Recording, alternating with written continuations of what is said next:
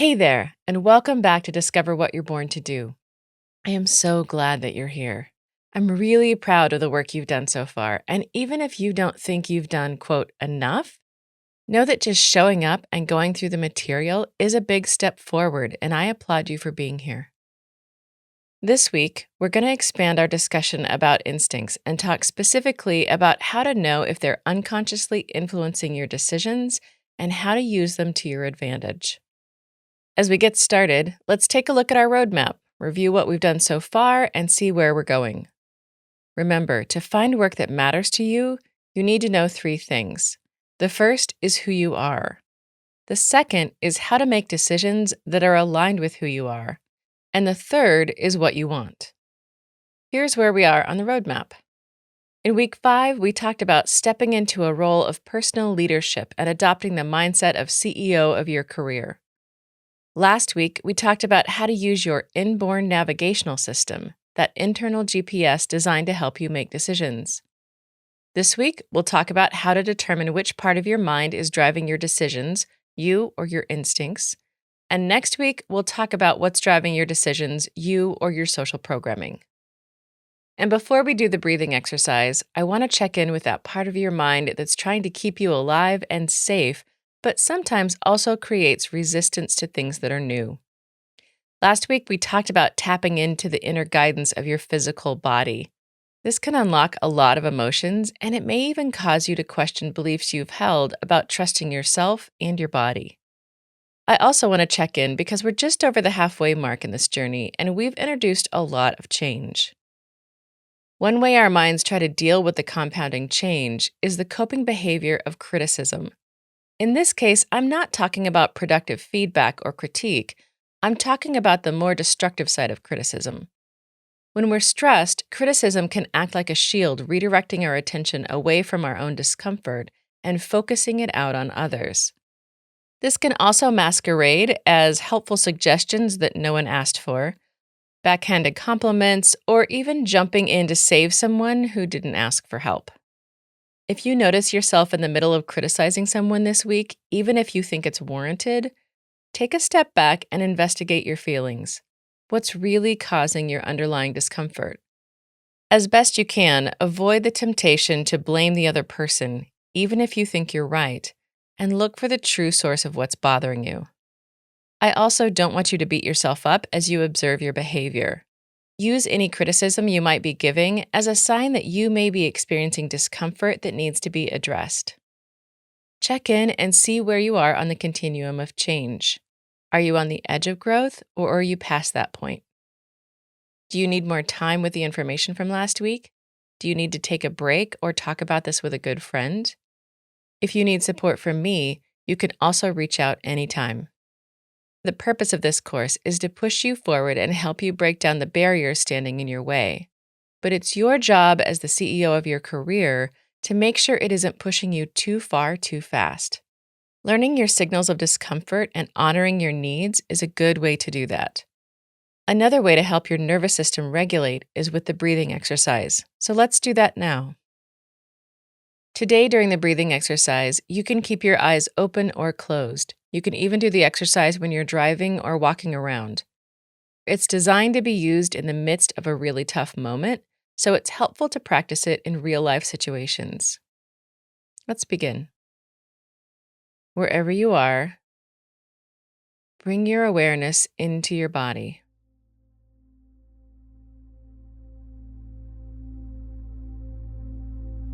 Take a couple of slow, deep breaths.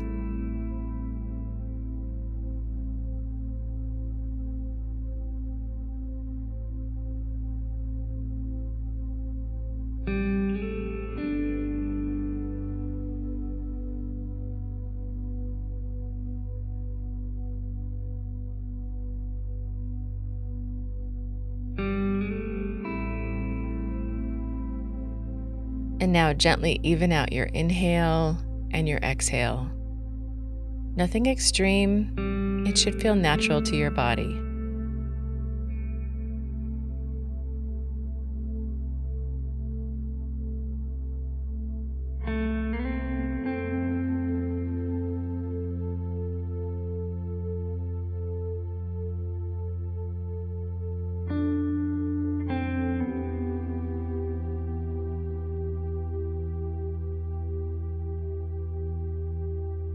If at any point you lose track of the breath pattern, that's okay. Just gently come back to the task at hand and return to evening out your inhale and your exhale.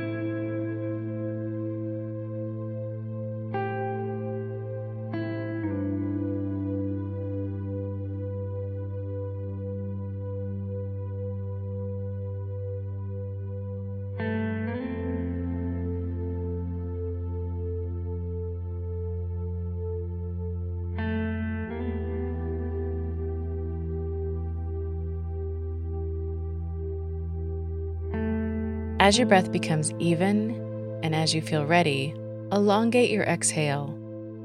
Nothing extreme, just a little bit longer than your inhale.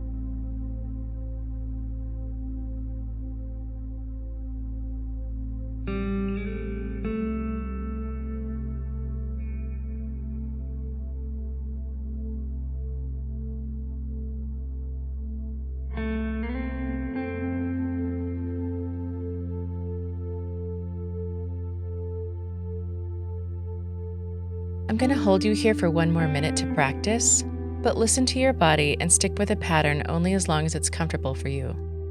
You'll hear some music in the background so you know I'm here, and at the end of 1 minute, I'll let you know.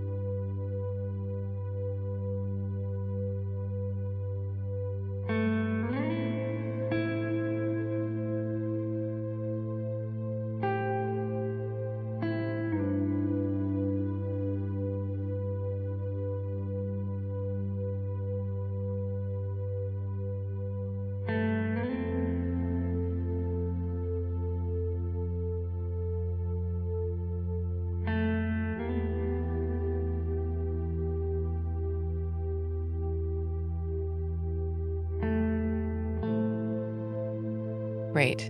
You can let go of the breathing pattern and come back into a regular breath. Now that you're in a relaxed state, I want you to imagine your ideal workday. For this scenario, you're at a point in your career where you're able to decide who you work with. As you wake up and open your eyes for the day, notice if you're alone or with other people.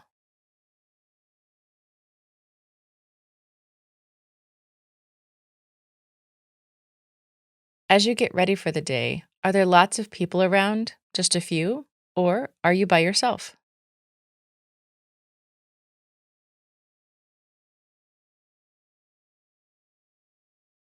As you head to work, notice how many people are with you. Are you on a crowded bus, in a full carpool, or on a solitary walk?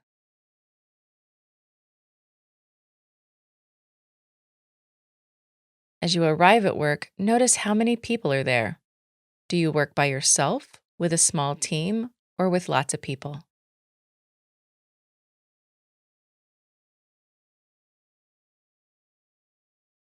Now notice if the amount of people you work with during the day changes. Do you fluctuate from working alone to being in big groups, or is it more consistent throughout the day?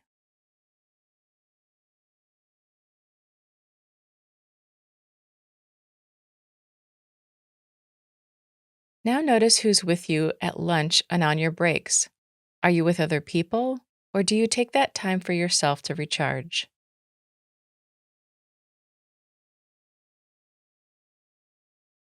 As you end your workday and head back into your personal life, how many people are with you, if any? Notice how many people you spend the rest of the day with. Are you part of a group that meets often? Do you have dinner with lots of people every night, or do you prefer to spend your evenings with just a few people or alone?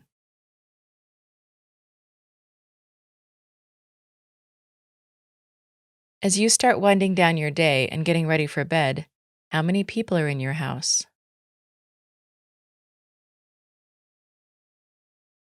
And as you drift off to sleep, I want you to take a deep breath and feel gratitude for the people or lack of people you spend your day with. Feel the satisfaction and freedom of being able to spend your time with the people who bring out your best self. Great. You can come back into the present moment. When you consciously daydream about the work life you want, you're taking time to plan your future. If this exercise works for you, it can give you a safe place to test things out and make adjustments before it becomes a reality. It can also give you a mini vacation from a job that's more challenging. When things get tough, you can take a quick trip in your mind to the career you really want. So let's get into the material for today. We've already talked about a few aspects of our human instincts in this course. We touched briefly on it in week 1. In week 2, we covered your conative instinct or your Colby result. And we also talk about it each time we check in with your survival instinct right before the breathing exercise. Today, I want to expand that conversation because, as we know, instincts influence and drive 90% of our behavior. So it's important to understand how this part of your mind operates and how to use it to help you make better decisions. And I want to reiterate that instinct is an imperfect word because the human mind and body are incredibly complex and research is ever evolving. Categories are useful for discussing a complicated topic, but they also have their limits and their pitfalls. Dr. Robert Sapolsky, professor of neurology and neurosurgery at Stanford University, has a great lecture on the challenges of categorical thinking. And I'll link it in the transcript if you're interested in exploring the inherent challenges of discussing the complexities of human behavior. To recap our discussions in week 1 and 2, instincts are the inborn, predisposed drives that we typically observe in a species. This part of the human mind is sometimes called the reptilian, primal, or cave person brain. It's the oldest structure of the brain, and it's the part we share with many other beings, from lizards to blue whales. It's the biological programming that has kept species alive for ages. Jaak Pansep, an Estonian neuroscientist and psychobiologist, explains our instincts this way. All mammals come into the world with a variety of abilities that do not require previous learning, but which provide immediate opportunities for learning to occur. If you think of the human mind as a car, the primal brain is what came from the base factory. Everything else is an aftermarket add-on, with language being the newest and least refined feature. That may explain why one of the biggest problems for humans is communication. Our verbal language is just not as well developed as our instincts. The main point of discussing instinct in a decision-making framework is to acknowledge the basic needs that influence many of our choices. We are mammals with specific human-animal needs. When you understand those needs and factor them into your decisions, you have better outcomes. When you're oblivious or ignore these needs, your inner mammal will command the leadership role and dominate the scene regardless of your opinion on the circumstance. When you understand your instincts, you can bring them from an unconscious state into a conscious state. Learning to recognize when your own instincts are at play also gives you a pause and an opportunity to choose your reaction and decide what you want to do, rather than just being led where your instincts want you to go. It means you can stop being ruled by your instincts, understand where the urges and impulses are coming from, and make more discerning choices. It also means you can stop fighting yourself and stop beating yourself up for being a mammal. You'll realize that you aren't a terrible, stupid, lazy, or impulsive person. You happen to be a human with a human mind. That's all. You'll stop working against your natural wiring and learn how to meet your needs and harness your instincts to your advantage. One of the reasons instincts can be tricky to identify and understand is because although they're a constant force within us, we can override these needs and even deny them with our own willpower for short periods of time. The problem comes when we believe that we can ignore our basic human needs long term without consequence. I'll go back to our innate need to breathe as a model of this behavior because it's a good example of how we can influence and even override our basic needs temporarily, but not permanently. So, breathing is governed by the autonomic nervous system. We are born knowing how to breathe, and we aren't required to pay attention to our breath in order to keep ourselves alive. In fact, you can go your entire life without a conscious thought about how you breathe, and you'll be just fine. However, we also have the ability to temporarily control our natural breathing functions. For example, swimmers and deep-sea divers know that they can consciously manipulate their breath for a while, and there are instances where people have held their breath for far longer than we thought was possible. But no one can deny the innate need to breathe forever. Eventually, instincts will take over and do whatever is necessary to keep that person alive. In the same way, you can ignore your most basic human needs, but eventually they will emerge and start influencing your decisions and controlling your behavior. My intent here is to help you understand these basic needs so you can address them early, factor them into your career decisions, and have better results overall. Anytime you're learning to use something new, it's important to understand what it was designed for. Instincts are designed to keep you and the species alive. Period. They aren't designed to help you thrive or be happy or wealthy. Their function is simply to make sure you have a pulse and you're breathing.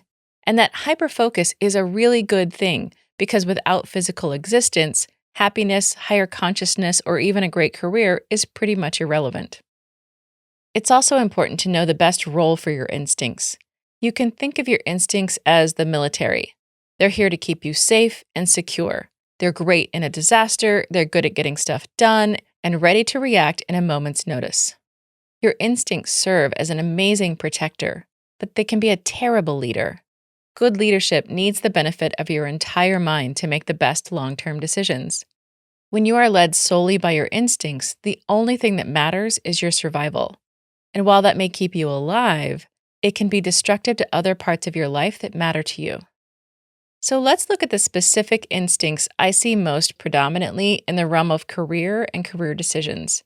I'm going to break them into two categories: the instincts primarily concerned with self and the instincts concerned with others. The first broad category is self-preservation.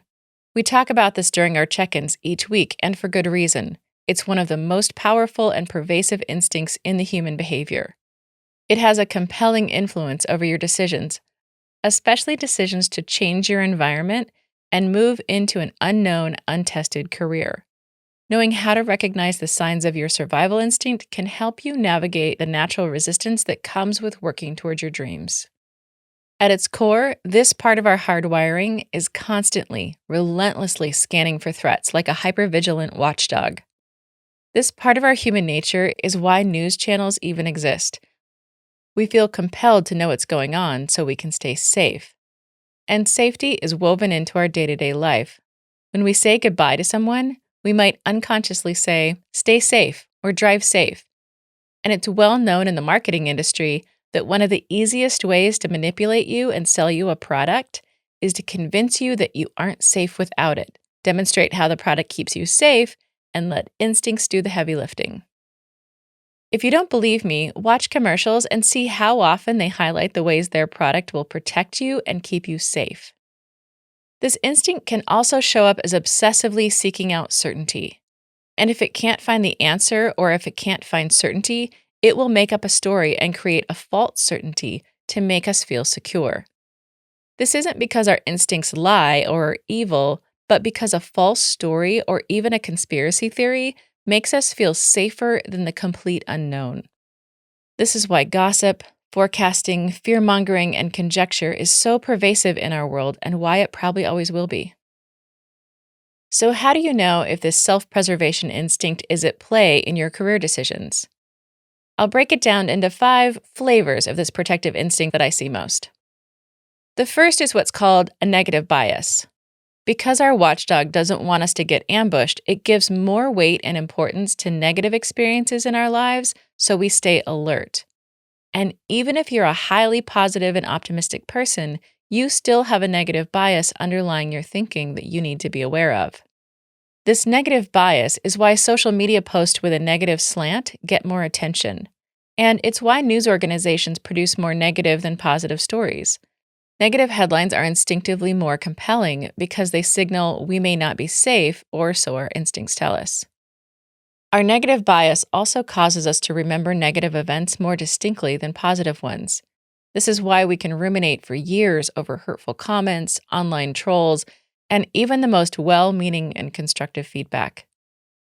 This is also why staying positive through tough times and focusing on what you want is so challenging. It's literally easier for your mind to focus on the things you don't like. And in relation to your career, this is why we have to create habits that help you stay positive and focused on what you want. It just doesn't come naturally for any of us. The second way our self-preservation shows up is by instantly categorizing things into one of 2 categories. This is also called black and white thinking, all or nothing thinking, or zero-sum thinking. All or nothing thinking is really useful in a crisis or if you're under attack. If someone grabs you from behind, you need to know instantly if that person is a friend or enemy so you can react appropriately and keep yourself safe. But when you're making a career decision, especially if you feel like you're under attack at work, your instincts can reduce your ability to see multiple options for your future. Your mind may even tell you that your dream isn't possible, or prevent you from thinking about possibilities outside the security of your current job. When you catch yourself in a bout of all or nothing thinking, take a moment to check into your stress and anxiety level. Do you feel physically or emotionally unsafe or under attack? If so, what can you do to move yourself out of that situation? For example, if you've dismissed your dream of being a professional artist because no one makes money selling art, notice the black and white thinking there. It's either one way or another. People either do or don't make money selling art. There's no in between. If you notice this, you could ask yourself, what else could be true? It might also be true that it can take time to learn how to make a living as an artist. Or you might need to keep your current job while you figure out how to run a small business. Or it might mean that you need to start putting yourself out there and submitting your work to shows and competitions. The truth is that many possibilities exist, and many people make a fine living as an artist. Your work is to keep your mind as open as possible so you can recognize opportunities when they rise and avoid this all or nothing thinking. A third way our self-preservation instinct can show up is by urging us toward pleasure and away from pain, and it goes hand in hand with all or nothing thinking.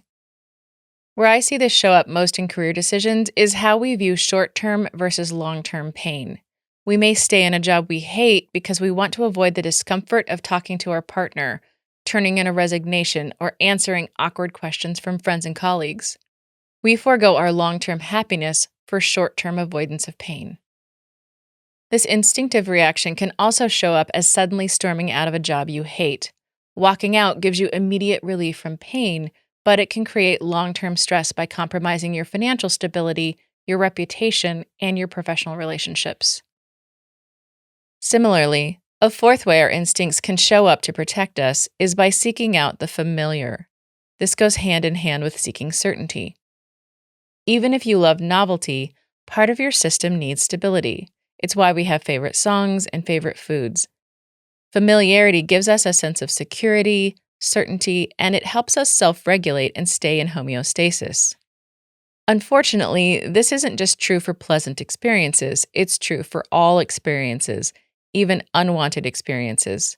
We don't seek them out because they're good for us. We seek them out because we know what to expect from them. They're familiar, they're certain. In fact, if you've ever come out of an experience breathing and with your heart beating, this primitive part of your brain has, in essence, coded it as survivable. It's now familiar and safe to repeat. Even if that circumstance was terrible and not actually safe, you may unconsciously seek it out simply because you know how to handle it. It's not because you're stupid or reckless, but because it's familiar. Our compulsion toward the familiar can help explain why we jump from one bad job to another only to relive the same miserable experience over and over again. Reliving a pattern like this can leave you with a false belief that all bosses are terrible, all jobs suck, and work is supposed to be difficult. While we don't control all of our circumstances and some jobs are terrible, many things are within our influence, especially once we realize the instinctive force compelling us to repeat familiar patterns at work. If you've found yourself repeating cycles with partners or friends or jobs, whether it's good or bad, know that your survival instinct is very likely at play. Some people call this cycle self-sabotage. I think it's more accurate and empowering to acknowledge it's not a personal failing, it's your human programming trying to keep you alive. Again, there's nothing inherently wrong with you for seeking the familiar. You're a human with a human mind, and that makes sense. You aren't lazy, you aren't a bad person, and it's not a reflection of your character or your unwillingness to change. The pull toward familiarity is instinctive. It's such a strong urge that if you're not aware of it, there's little chance for you to steer that ship in a different direction. But with awareness and practice, you can notice the negative patterns and take steps to set yourself up for a different outcome. You can also use this instinct to your advantage. For example, if you want more of something in your life, make it more familiar. Finally, our negative bias, all or nothing thinking, and attraction to pleasure and aversion of pain is all linked in with our most essential survival instinct, our fight, flight, freeze, faint, fawn response. It's also called the defense cascade. This is the system that instantly engages your autonomic nervous system when you're under attack. It's what you feel if you're being chased down or if you're in a car wreck. When you perceive a threat, your defense cascade automatically initiates a chemical response that floods your bloodstream and purposefully quiets and hijacks your prefrontal cortex. It gives you tunnel vision so you can completely focus on responding to the threat in front of you. This response engages all or nothing thinking so you can make a quick judgment, and it drives you to fight off the threat, run away, freeze, faint, or please the people around you to keep them happy. Notice that I didn't say that you decide to do any of this. These aren't behaviors you think about, journal down, and control in the moment. When your fight-flight response takes over, not only does it mute your cognitive mind, but it's processing information at 11 million bits per second, far faster than you can think with your cognitive mind. These reactions are instantaneous, and they focus on keeping you alive at all cost.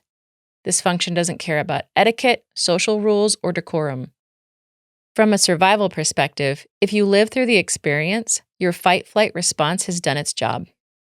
When the defense cascade engages, your breath will become rapid and shallow, sending oxygen to your muscles in case you need to fight or run. Your pupils will dilate, your heart rate increases to feed your muscles, your blood sugar levels rise to give you instant energy, and your perspiration increases to keep you cool. Your muscles will tense up, you may lean forward and pull into a fetal position in an attempt to prepare or run away to protect yourself. Your muscles may even tremble as they're primed and ready to move. As the system is engaging, it also shuts down functions like digestion that aren't necessary for your immediate survival. Once the threat has passed, it typically takes around 20 to 60 minutes for the chemicals to metabolize, flush out of your bloodstream, and return your system to normal. This is why you might feel shaky or exhausted after a stressful encounter. It's because your body has just spent an immense amount of energy keeping you alive, and it takes some time for your body to restore itself back to homeostasis. So why is this important in career decisions? First, understanding your body's natural fight-flight response can help you realize what's happening to you under extreme stress. Sometimes our instincts can't tell the difference between a bear chasing us and a boss yelling at us. Both feel like threats, and it can initiate a fight-flight response. If your boss is yelling at you and your fight-flight response takes over, you might yell back, throw something, storm out of the office, slam the door, or just freeze in place without the ability to speak or respond. These behaviors can happen even if it's completely out of character for you, because you aren't in charge of your mind at this point, your instincts are. Once the fight-flight system has been activated, it can be really difficult to stop it. You can even notice it happening and not be able to control it. If that happens to you, please know it's not a comment on your moral character. It's how you're designed as a human. But it's also why you hear so much discussion about preventative measures, proactively handling stress, and doing what you can to stay regulated. As adults, we're responsible for our behavior and our impact, so it's up to us to do what we can to avoid these automatic responses in situations where they aren't helpful, and to do our best when it inevitably does happen. This is one reason I recommend that you start making a plan to leave a job you hate really early in the process, like now. If you wait till you're at the end of your rope, it's likely your instincts will end up being in charge and you won't be able to make a good, comprehensive decision that takes all of the factors of your life into account. Once your prefrontal cortex has been shut off, your access to calm, rational thinking isn't available to you until the threat passes. If you find yourself in a challenging spot, especially at work, use the breathing exercise we've been practicing as soon as you can. High-stress situations are precisely the reason I teach this particular breathing pattern. The slow breaths are the opposite of what happens in fight-flight, and if you catch it early, you can short-circuit the response. The breathing exercise is also simple by design, because when fight-flight is activated, your tunnel vision makes it really hard to do anything complicated. Slowing down your breath may be all you can figure out how to do in that moment in your boss's office. In a professional setting, your ability to stay calm can be the difference between keeping your job, your reputation, and unexpectedly looking for another job you hate just to cover the bills. The more you practice it, the more you can train your brain to stay calm under pressure. And before you start beating yourself up for what has happened in the past, realize you were doing the best you could with the knowledge you had at the time. In the words of Maya Angelou, do the best you can until you know better. Then when you know better, do better. Let yourself off the hook for being human, make any amends that are needed, and move forward. The second broad category of instinct we'll discuss is preservation of the species. Everything we've discussed so far has been about self-preservation, and now we'll look at our drive to protect those around us. And I want to talk about it because this instinct presents a particular influence over the decisions you make about your career. Even when you've figured out your ideal career path, this instinct will compel you to ensure it's safe for your offspring, your family unit, or your social group. And this can be helpful. You don't want to choose a career that will destroy the people around you and your social connections. You need those for survival.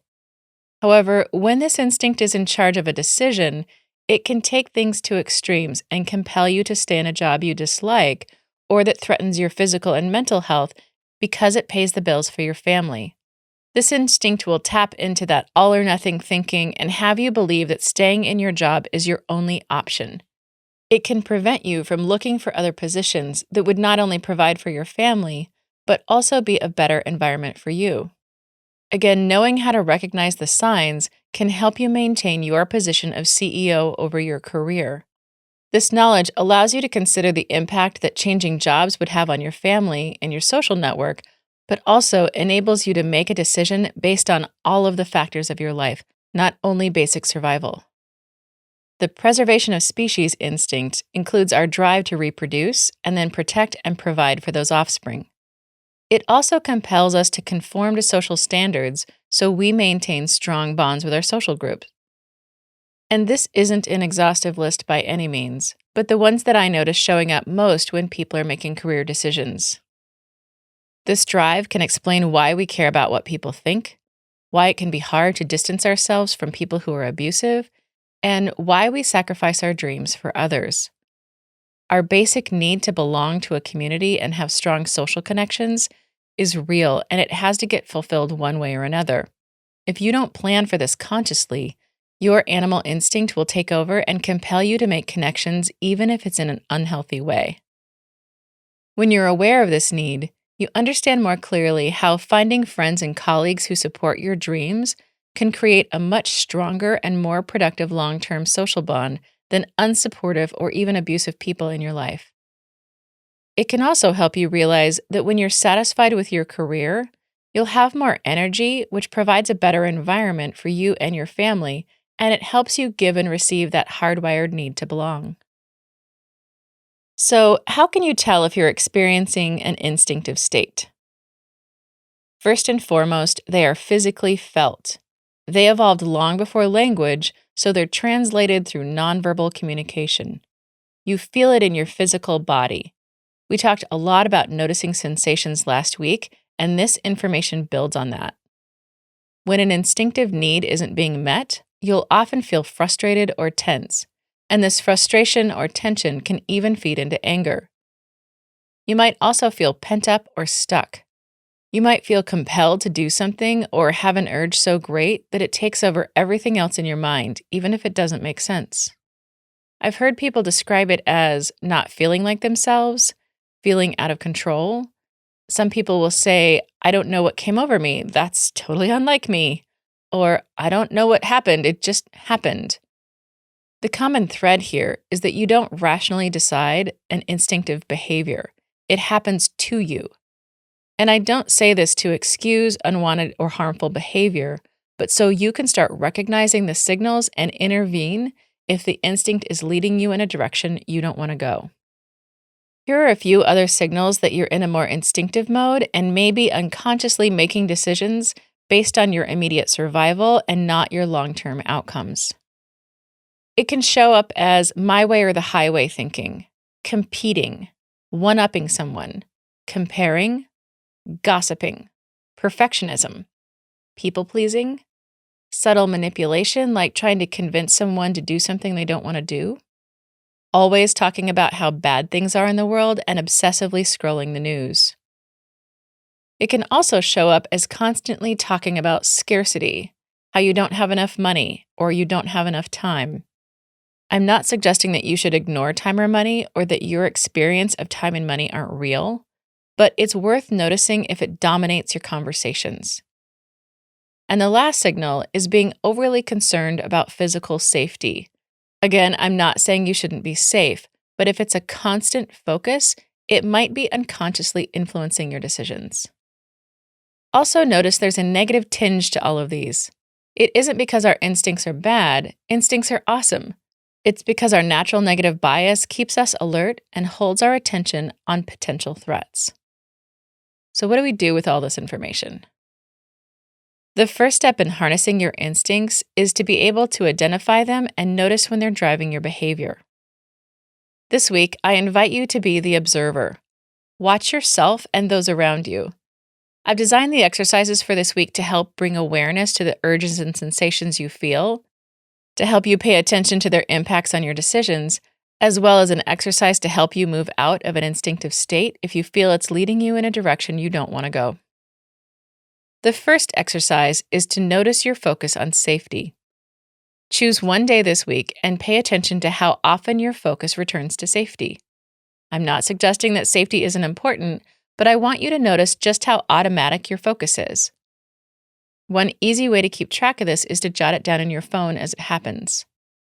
Notice when people tell you to drive safe or be safe, or if you're overly concerned about someone's health. Notice how many times this shows up in news programs, and especially in advertising. You can even take a look and notice all of the safety warnings on the products around your house. This isn't to judge, but just to notice and pay attention to all the ways you are unconsciously watching for threats. At the end of the day, take a moment to reflect and ask yourself how this focus on safety is affecting your career decisions. In exercise number 2, I'm going to ask you to notice your negative bias. Choose one day this week and pay attention to where your negative bias shows up and jot it down. Notice when you speak negatively about someone or yourself, even if you think you're accurate in your judgments. Notice how many of the news headlines are framed up in a negative light. And pay attention to how often you say you don't like something. And just like before, at the end of the day, take a moment to reflect and ask yourself how your negative bias is affecting your career decision.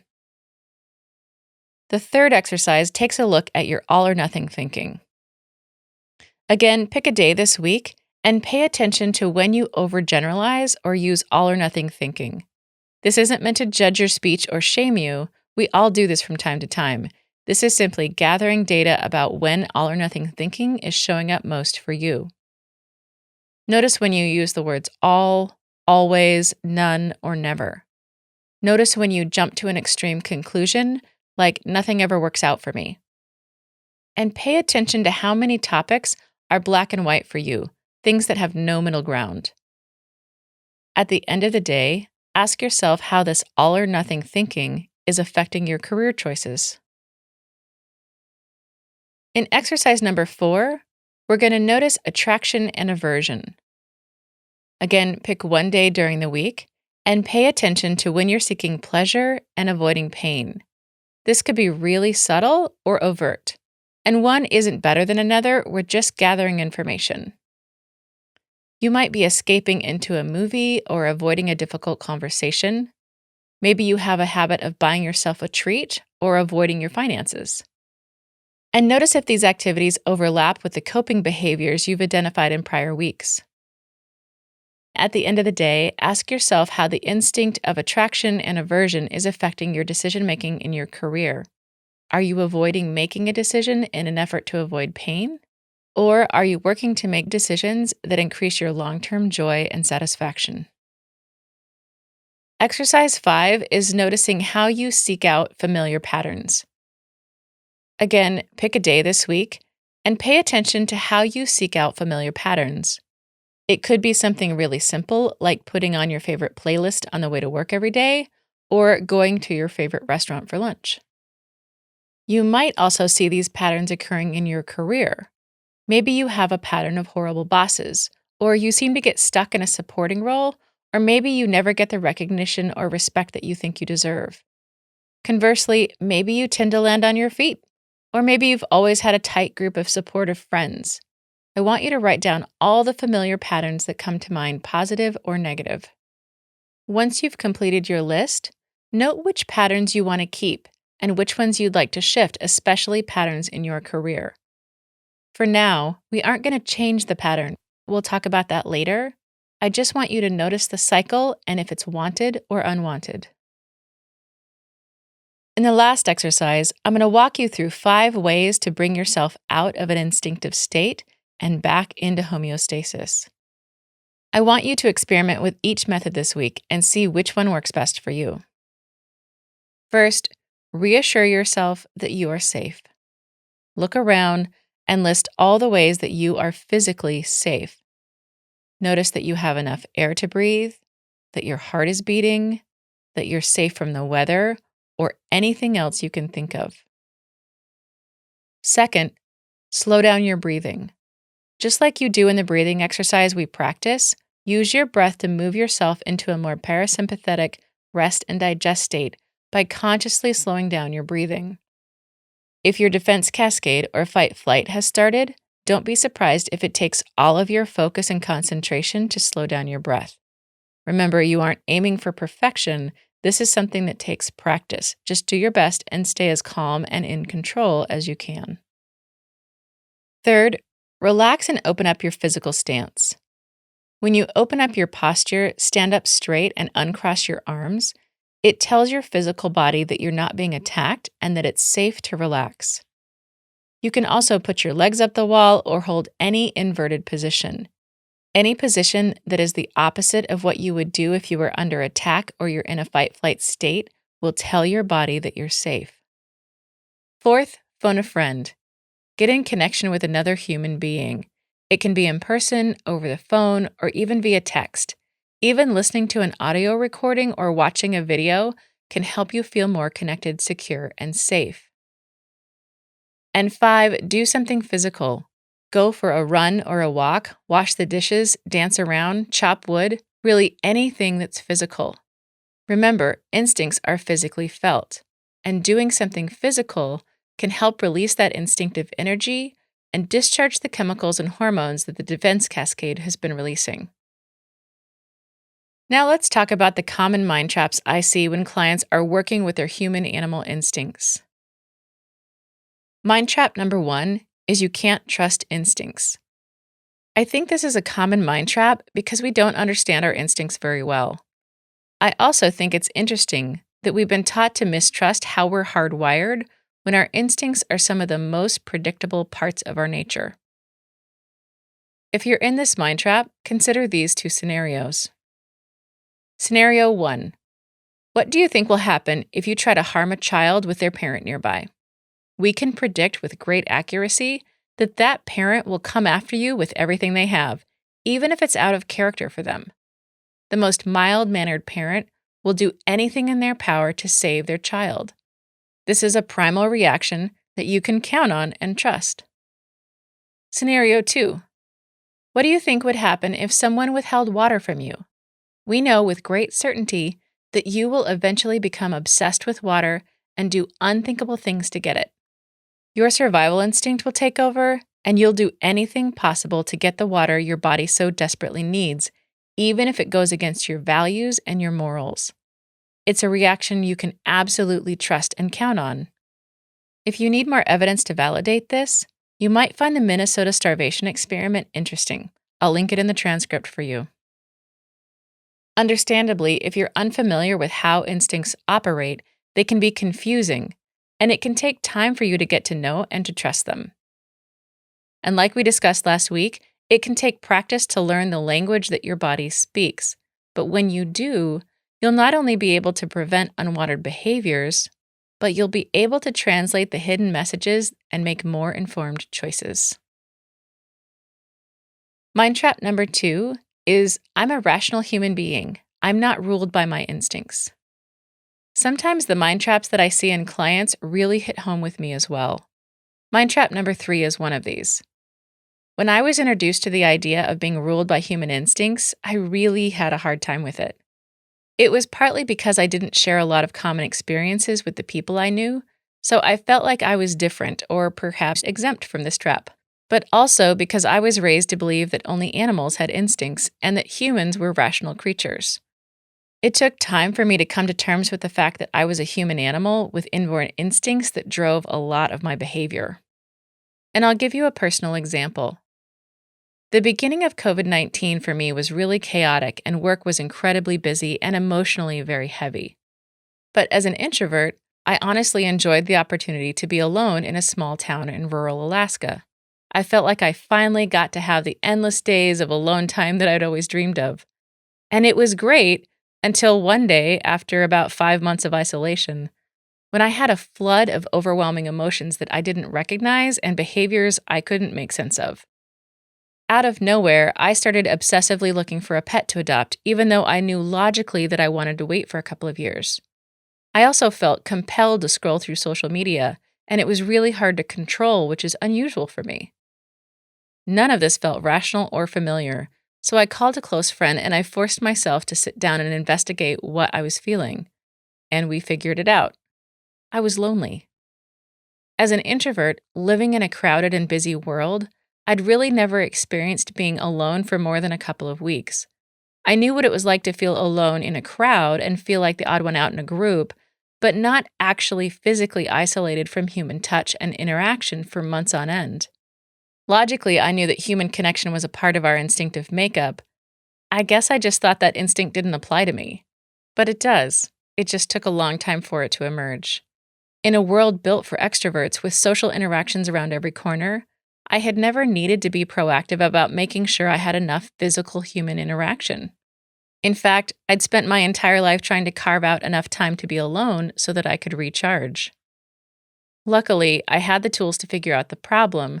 In retrospect, discovering this instinct allowed me to see all the ways my animal nature had unconsciously tried to fill my need for human connection over the years. And not only did being aware of this instinct prevent me from making decisions I would regret, it helped me become more intentional about getting my own needs for human connection met long term. If you're in the mind trap that you're not ruled by your instincts, I invite you to sit down and really think about where your instincts show up for you. Where are your human needs getting met unconsciously? This awareness will allow you the opportunity to make a choice about how you want to get your needs met instead of being unconsciously ruled by your instincts. Mind trap number 3 is I can't leave my job because I have to provide for my children. This is a tricky mind trap because most people will support you. And yes, I believe you have a responsibility to take care of your children, both physically and emotionally. But I'd like to help you poke holes in this myth because there's another perspective that you should consider. First, using your children as an excuse to be unhappy is a terrible burden for them to carry for the rest of their lives, a burden that can set the stage for resentment and unhealthy patterns. Psychoanalyst Carl Jung has said the greatest burden on a child is the unlived life of the parent. If you deprive yourself of a fulfilling career, you aren't actually sacrificing for your children. You're modeling behavior. You're teaching them the same principles that led you to a career that you don't like. Second, providing for your children and having a career you find fulfilling are not mutually exclusive. Many people, just like yourself, do both. It may not happen overnight, and you may need to make adjustments, but your children aren't what's holding you back. The first step is to decide that you're going to figure out how to have both, no matter how long it takes you. From there, you make a plan and you work toward what you want in a gradual, responsible way. In fact, I'd suggest this approach whether you have children or not. You should also know that children's minds are wired to mimic what they see, not what you say. Because of how our brains are designed, your children are most likely to repeat the career you currently have. If you hate your job and you don't do anything about it, this is the legacy you are leaving them. You are teaching them to put their dreams on hold and settle for a job that makes them miserable. But if you reach for the career you want, even if you fail, you are teaching them to reach for their dreams. If you want your children to enjoy their work life, you can help them explore who they are, what they like, and what they're good at, but concentrate most of your effort on finding a satisfying and fulfilling career for yourself. Modeling is the most potent influence you have on your children's future career. And if you can't do it for yourself, please do it for them. The best legacy you can leave is demonstrating what it looks like to find satisfaction in the work you do. As we come to a close today, I hope the information and exercises I've shared with you give you a way to understand how instincts can unknowingly drive your decisions. I also hope it helps you identify them and, most importantly, helps you make better decisions. So let's get you set up for the week with a clear plan of action. This week, as you do the exercises, I want you to focus on noticing the instinctive responses in yourself and others. I also recommend that you read the quick morning emails to help you integrate what you're learning and do at least 1 minute of the breathing exercise every day. As always, you can find all of the research and exercises I've mentioned in the transcript that's available for download anywhere you're listening to this. Next week, we'll talk about your social programming, another hidden influence that may be unconsciously driving your career decisions. This is the last piece of the puzzle before you start deciding the career you really want. As we wrap up, I want to remind you that you can do this. Even if you feel a lot of resistance to the work or you feel like you don't have the time or energy, I know that you have what it takes to figure out how to get this done. Setting yourself up to have the career you want will affect the rest of your life and the lives of those around you. I encourage you to do this deep, difficult work now so you can experience the career satisfaction, pleasure, and joy that you deserve long term. I'll talk to you next time.